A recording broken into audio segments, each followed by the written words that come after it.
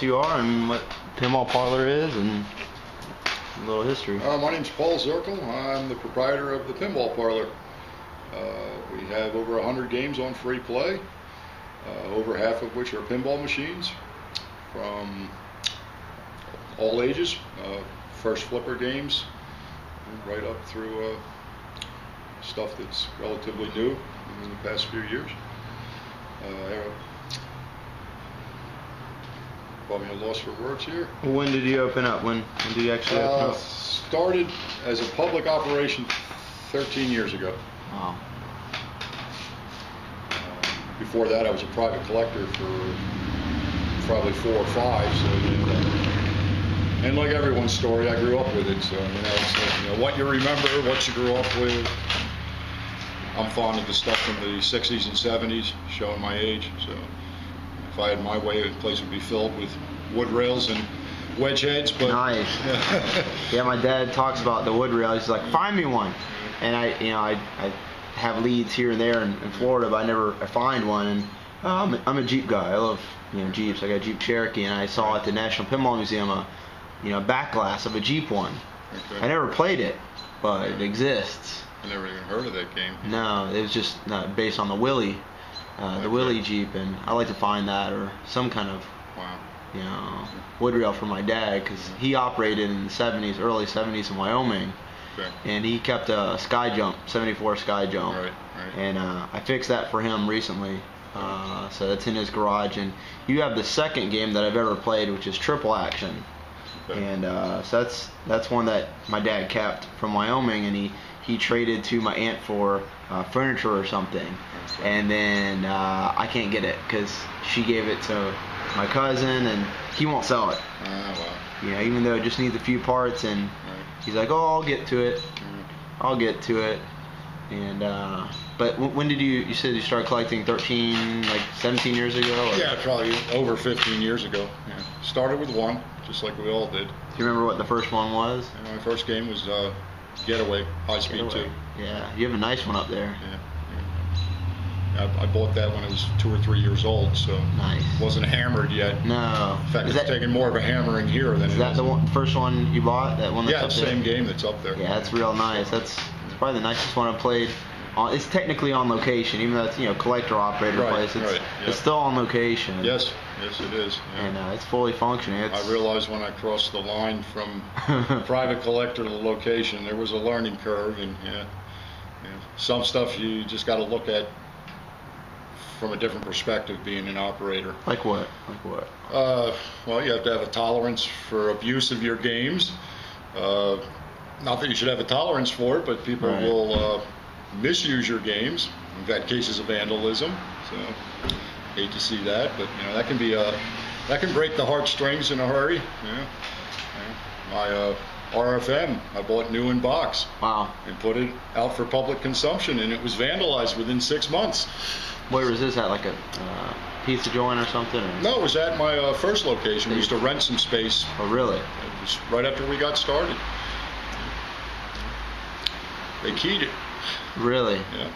Which is just asinine. Because they don't like video games in their pinball machines, or they're drunk, or they must have been. No, actually, it's not I've the never game. seen it's them not again. A bad I actually I don't know who they are, but I can still picture who they were.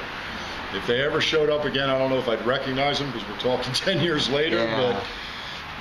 But I was pretty tied up in a knot about that. But that can actually draw the line between this is your private collection, and this is for public consumption. Right. So, not that everybody has to go through that, but that is kind of a line in the sand that this is the world you now live in. Yeah.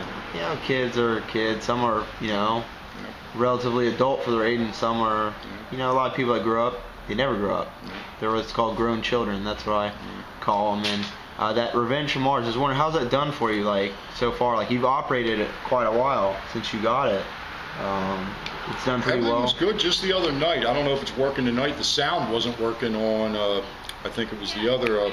Attack from Mars? No, not Attack. The other Pinball 2000, the Star Wars. Star Wars, yeah. I don't know if it's working tonight, but when I was closing up last night, it had no sound.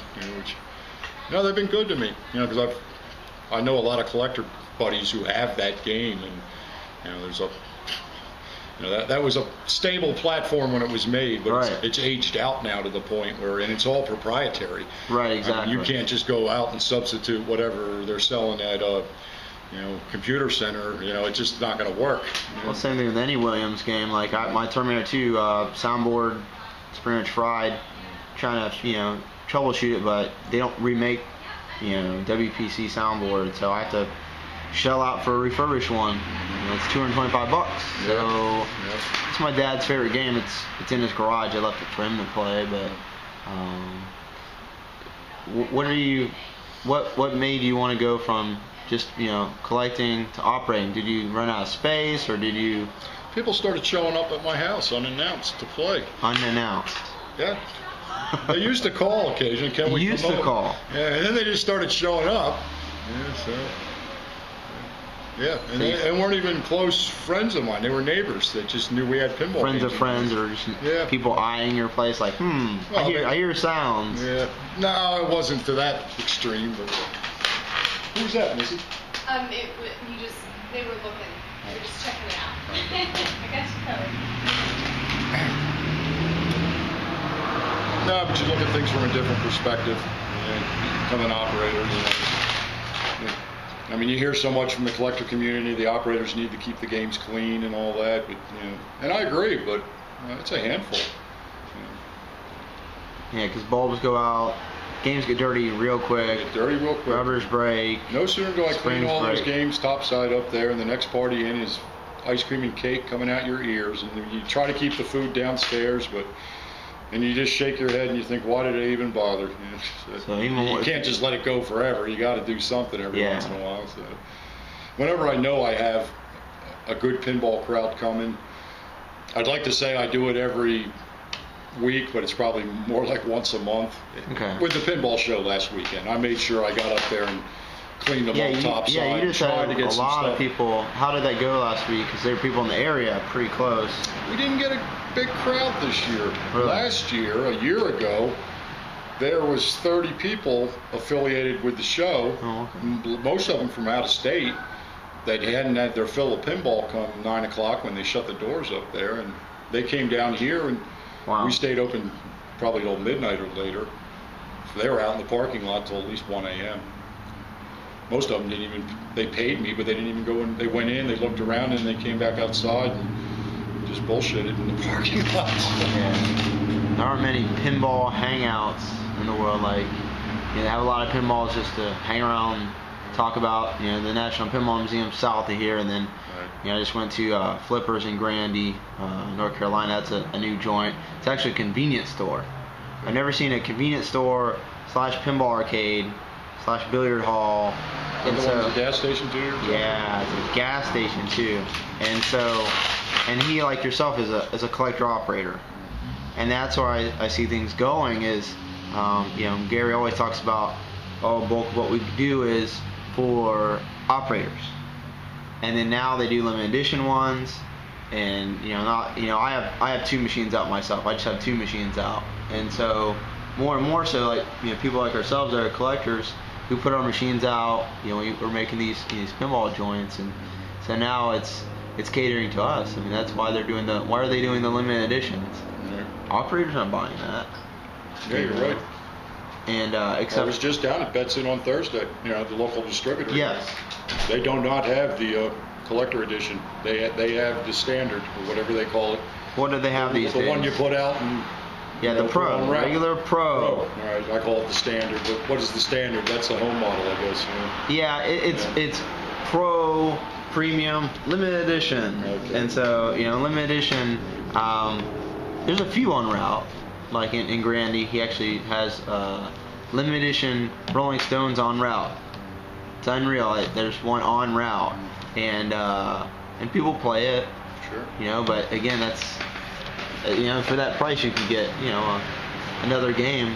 Yeah, another extra money. Used game. What did they have at that distributor? Did they have like AC/DC in, or they have Transformers? Oh, it was AC/DC. I'm sorry. That's what he had on the floor. Yeah. Yeah. What do you think of that? Yeah, I think he had a Transformers. What do you think of those 2 games? They're all right. Yeah. There's such a great universe of games. Obviously, we all wish we had more space. people ask me, why don't you consider buying, pick the game that Stern's made in the past 10 years? Because there have been some good ones. I won't deny it. You stick I'm with Williams. partial to Williams. Yeah. Still games of Williams made that I wish I had room for. Like I wish I had a Tales of the Arabian Nights. Right. And if I ever get one, not only have to pay dearly for it, but I'll have to shove something out the door. We don't have room for another one. So the same theory holds with the Stern games. Right. If I get something, it's got to be better than something I have up there. Is that your collection, or do you have a few on anything else on route, or in other locations?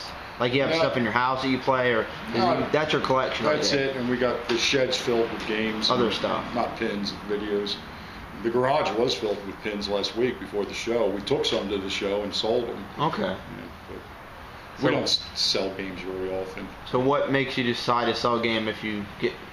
if someone sells you one, or you just resell it, or? I work with a local route operator. Oh, neat. When she's in a downsize mode, her late husband passed a year ago, so she's willfully contracting the route. Yeah. She doesn't want it so big, so she's got it down to a manageable size. So as she lost locations, equipment became available. Oh, okay. I'd help her out. Games for labor kind of thing. How long have you been working with other operators or helping other operators out? I used to work with her husband 10 years ago or so. Pretty much. That's a lot of stuff in there I got through him. A lot of the classic videos, because he operated since 1940. I think he said 41, just before the war. And so you've seen the boom and the kind of the boom, and then where they banned it, or they were banning around that time, and then the boom again in the 70s, and then they boomed again in the 90s, well, a little in the 80s, and so do you see kind of a renaissance of sorts coming on now? What do you see for what's going on right now? I don't know what's going to happen. So many kids don't even know what a pinball machine is. I just heard the other day. His dad says, let's go upstairs and play pinball. And the kid said, what's pinball? Had no idea. We're going to lose a whole generation here. And I don't think there's much we could do about it other than to keep it in front of them and try to expose them to what we used to do. So, right. Yeah, everything's so video game oriented. The video games, the home systems have become so advanced, I honestly can't see why anybody comes here. Because with the Wii and stuff at home, you actually have more control over the game in your living room than you do. The only thing I can figure is here you get the full size, total immersion experience. Well, it's analog, and you get to play with other people. It's a physical aspect. It's just part of the atmosphere. It's like, when I say that, I just say that pessimistically. I hope they keep coming. Right. I gotta wonder if it doesn't affect not just my business, but the whole industry as a whole. Because we know the industry's pretty much been on the ropes. Ever since the economy crashed, the whole country took a hit. So. Well, that's why I wonder, and I'll be interviewing Gary Stern later this year. Of what are they doing to get through that? Where they, what keeps their business model going? It's, to me, they have operators and there are collectors. What's he planning, or what's he doing to make, to plan for anything? He's trying to do limited editions. He's trying to up some of the quality and adding more things to the games, right. and bring back George Gomez and some other designers probably in the future, right. Bringing them back. But things like this are, to me, what helps keep pinball awareness alive. I do Pinball Zine. It's a one-page fold-out magazine in Jacksonville. There's also one in Seattle. That's what inspired me, and they're on almost their 30th issue now. I'm doing my third, and it's awareness is getting out there, and you're right. I got to break away. Yeah. I got custom.